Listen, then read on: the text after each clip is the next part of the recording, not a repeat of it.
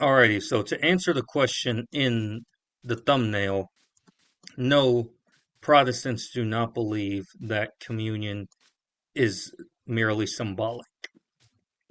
Alrighty, guys, so we're back in Minecraft today, and we're doing the same thing in this village again. And today we're talking about a topic that I have thought about a lot recently, and that is about communion and the Protestant view of it. Because in a lot of dialogue nowadays, um, it seems that there is this misconception that Protestants believe that communion or the Eucharist or Lord's Supper, however you call it, um, is only a symbol. And this is something that gets misunderstood on all sides of the spectrum. You know, Catholic, Orthodox, Evangelical, some Protestants, um, they don't they don't always know the true Protestant view, and many just think that we see it as a mere symbol. And so today we're going to talk about that. We're going to talk about what the Protestant view is of the Lord's Supper. And so throughout church history, there have been four main views of the Lord's Supper. Each one developed at a different um, each one was named at a different time because I mean, there's really no way to trace like when each one began because I mean, you can find any quote from the church fathers or anybody and use it to support your view. So we're not going to go off of that. We're just going to describe the four views that there are. So the first view is the view of the Roman Catholic Church, and that is transubstantiation, which is a fancy word to mean that the bread and wine literally uh, change substance into the body, blood, soul, and divinity of Jesus Christ.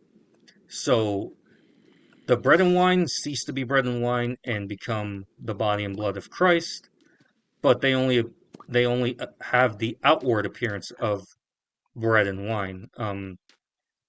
So this is the view of the Roman Catholic Church. Eastern Orthodox, it's not entirely clear. It seems to be that as well. But the thing is, the Orthodox don't really use legal terms or scholastics or like a lot of terminology. They just say this is the real body and blood of Christ. How it's a mystery. But so yeah, but their view seems to be pretty close with Catholic view. And so this was the view of the Roman Catholic Church. It was developed in the 11 or 1200s. I know it's one of the ecumenical councils that officially established transubstantiation, and Thomas Aquinas was a big proponent of it. Um, I have a love-hate relationship with Thomas Aquinas. Some things he said and wrote were really good. Other things like this, I just kind of scratch my head. But anyway, so that is the Roman Catholic view that this is the body and blood of Christ. It only appears to be bread and wine. And the history of this is that eventually the Catholic Church came to the point where they would only give people communion in one kind. That is, they would only give the people the bread. They would only give the people the bread, and then the priest would drink the wine on everyone else's behalf. And this is so that they wouldn't spill the blood of God. And that was one of the things that the reformers really went after. Because, I mean, if you believe that this is the literal body, blood, soul, and divinity of Jesus, how can you deny it to the people? And because Catholics use John 6, um, if you do not eat my flesh, and if you do not eat my flesh, you have no eternal life. Well, if that's your view, then why are you denying them the blood of Christ? Now, personally, I haven't studied up that much on John 6, so I'm not going to sit here and say that it argues for one thing or the other.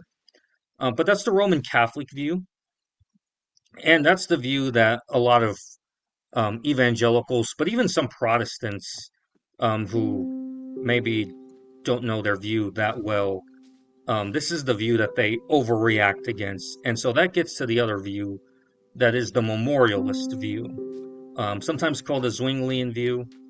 And so the memorialist view is it's just a symbol, bro, like Redeem Zoomer always says in his videos.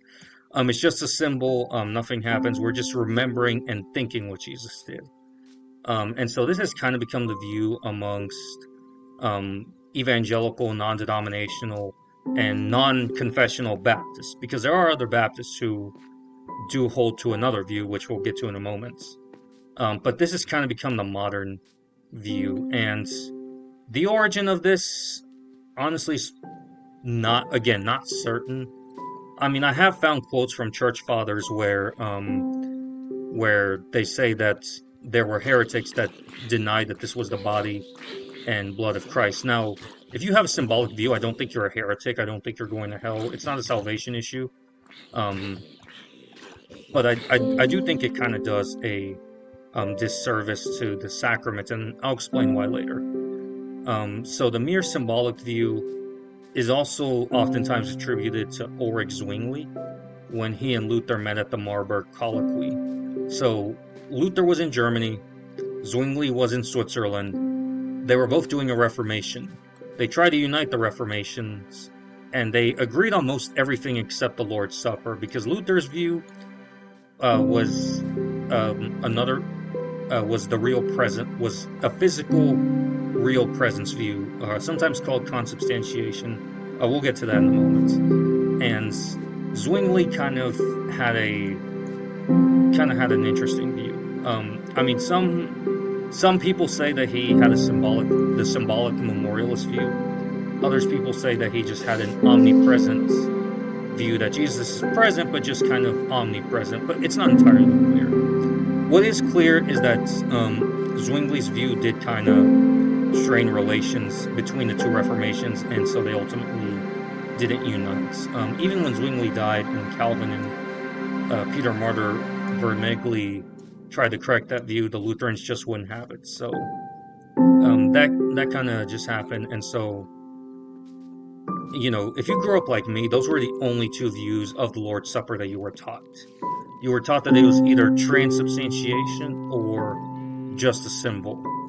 And I, as I went down the rabbit hole of church history, I did take an issue with the mere symbolic view, because if we look at the New Testament, Jesus institutes the Last Supper. He tells his disciples to do it in remembrance of him.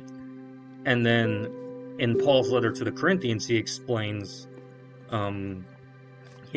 instructions on the Lord's Supper, because the Corinthians were doing it in a wrong way. First Corinthians is basically Paul's letter of telling them, hey, you guys need to get your act together. You're making the pagans, the pagans are looking at you like, you guys are brutal even by my standards. Yikes. Yeah. And so Paul gives them instructions on the Lord's Supper, and he tells them a man must examine himself before partaking, and he warns against taking in an unworthy manner. And he says this, and he says, he describes the ways that they've taken it in an unworthy manner, because some people showed up drunk, other people hadn't eaten yet, and they were just misusing it. And so Paul says, this is why some of you have gotten sick and others have fallen asleep, which is a euphemism for died. And he also says, if any man takes it in an unworthy manner, he is guilty of the body and blood of the Lord, and he eats and drinks damnation on himself. And so earlier when I said that I had a problem with the symbolic view, this is why.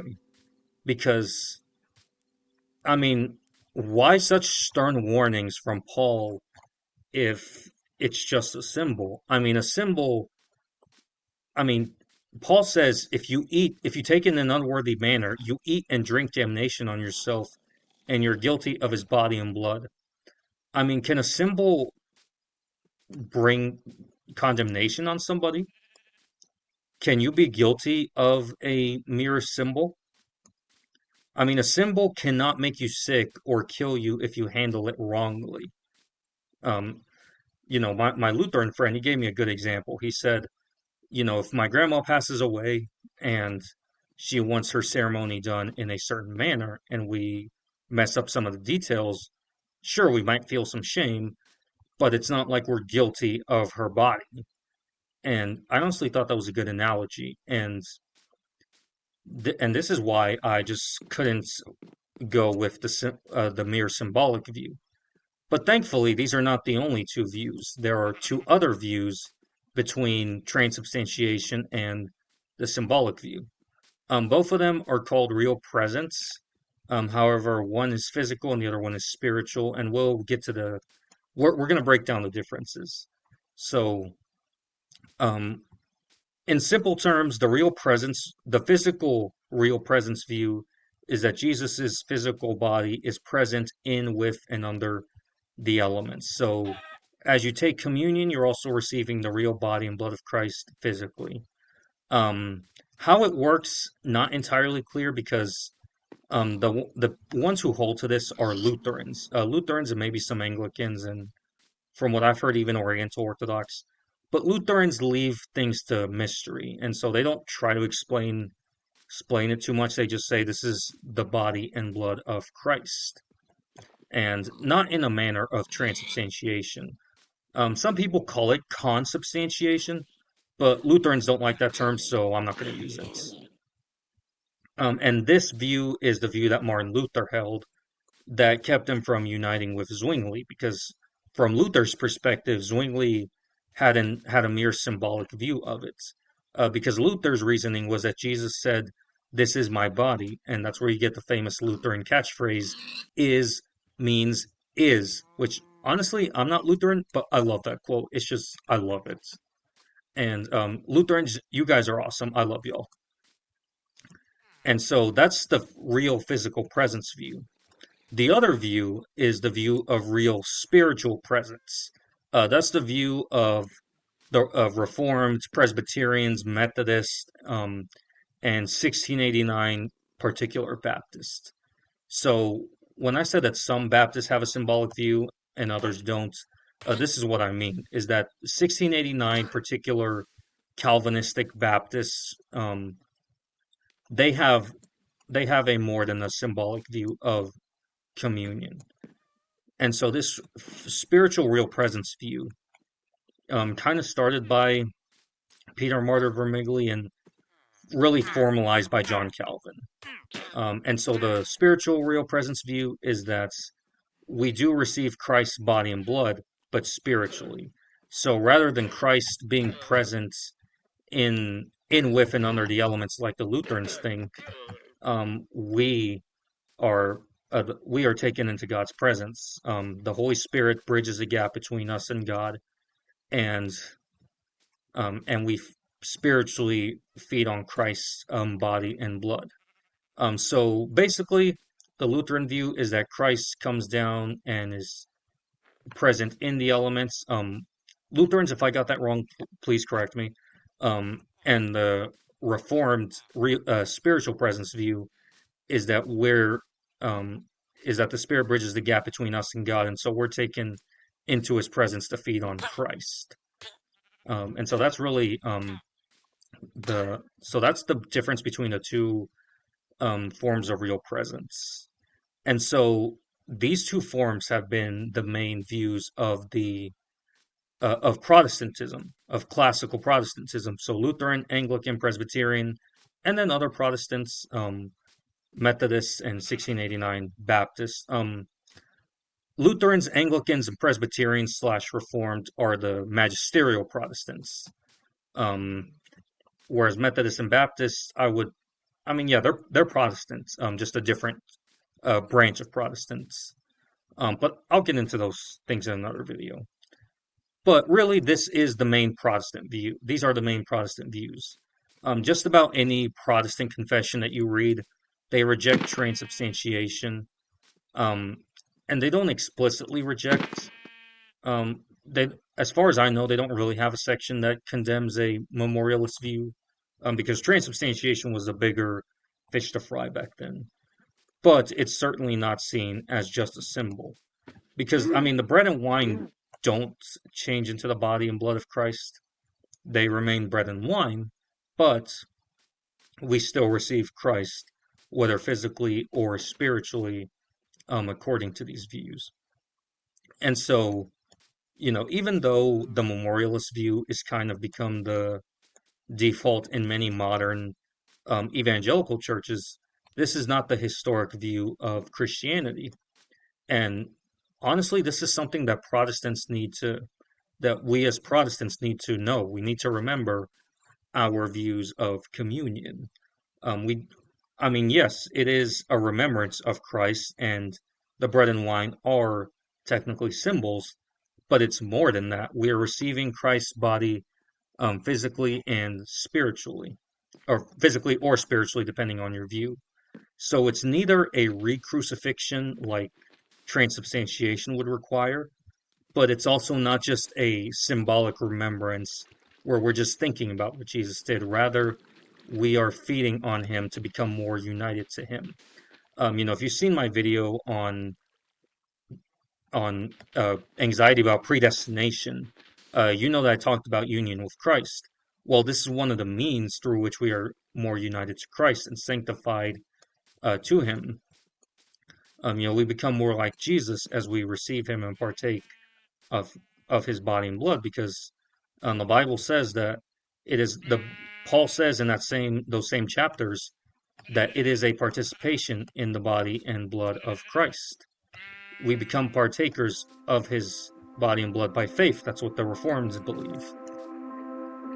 And the reason why I make this video is because a lot of times when I hear conversion stories to Catholicism and Orthodoxy, this tends to be one of the main things is the Eucharist, because they were these folks who convert were often taught that communion was just a symbol, that it's not anything special, it's just a remembrance, and that's all it is. And anytime that somebody tries to make it more than a symbol, people assume that they're being Catholic, they're being Roman Catholic. And you often hear them say that communion is just symbolic. In fact, a couple days ago when I replied to the video of Girls Gone Bible with Father Josiah Trenum, I made that point because one of them asked him if the reformers made communion symbolic just to offend less people. Now, like I've said, that is not her fault, and and I just feel like I need to say this, but don't go into the comment section insulting them or criticizing them, okay? Let me just make that clear. The last thing I want is for people to swarm her comment section saying that she's wrong just because of this video. It's not her fault. Rather, it's the fact that we, in modern Christianity, we have lost the meaning of communion and reduced it to a mere symbol because we just didn't want to sound too Catholic. But here's the thing about communion, but also a lot of elements of the worship service of church. The Reformation was not a revolution. It was not a schism from the Catholic Church. The Reformers very much saw themselves as part of the lowercase c Catholic, which just means universal church.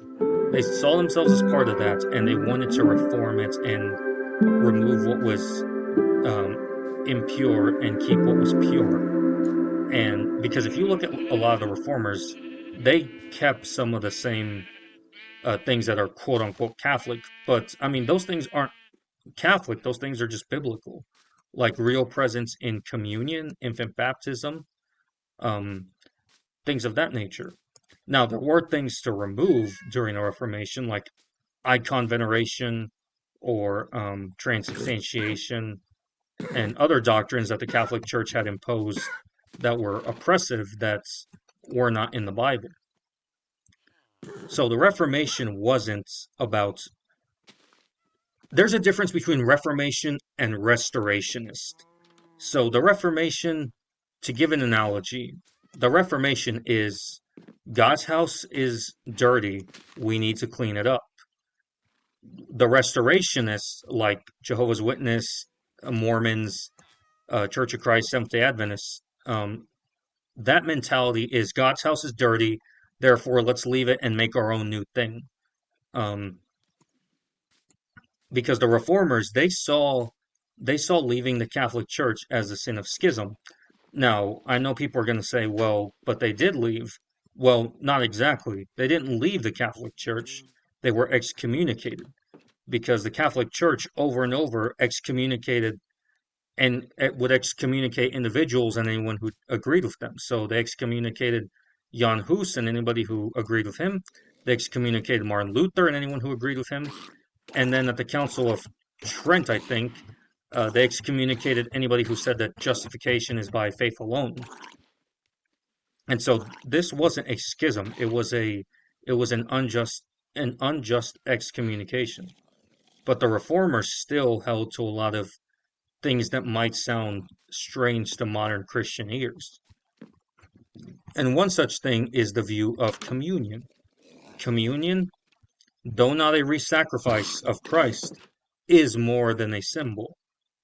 It is feeding on Christ, whether physically or spiritually. We may have our nuances as Protestants, but we all agree that we are united more to Christ through communion and that it is more than merely symbolic. And so as Protestants, we need to relearn what our view of communion is and really start to take it more seriously and to educate others in a polite and charitable manner as to what communion is, because communion is a beautiful sacrament. I love it that Christ is feeding us, that we are being nourished by him, being made more like him. And so it is time to take back the real presence view in our services. So yeah, guys, that's all for now. I wanted to make that clear that Protestants do not believe that communion is just a symbol. And so, um, it's Thursday. It'll be Sunday soon. Go to church, hear the word, receive the sacraments, and pray. So, yeah, guys, that's all for today. God bless.